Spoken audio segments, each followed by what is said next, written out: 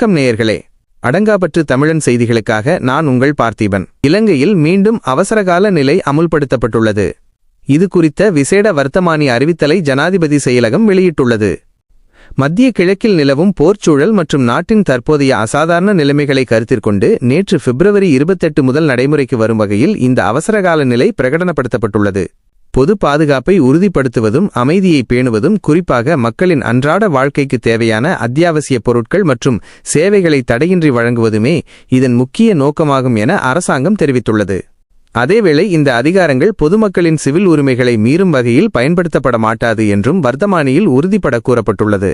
அவை மற்றொரு விசேட அறிவித்தல் மூலம் மின்சாரம், எரிபொருள் விநியோகம், வைத்தியசாலை சேவைகள், வங்கி மற்றும் காப்புறுதித்துறை, நீர் வழங்கல், உணவு விநியோகம் மற்றும் தொலைத்தொடர்பு உள்ளிட்ட பல முக்கிய துறைகள் அத்தியாவசிய சேவைகளாக அறிவிக்கப்பட்டுள்ளன. நாட்டின் பாதுகாப்பு கருதி எடுக்கப்பட்டுள்ள இந்த தீர்மானங்களுக்கு பொதுமக்கள் முழுமையான ஒத்துழைப்பு வழங்குமாறு கேட்டுக்கொள்ளப்பட்டுள்ளனர். தொடர்ந்து இணைந்திருங்கள். இது அடங்காபற்று தமிழன் செய்திகள். நன்றி, வணக்கம்.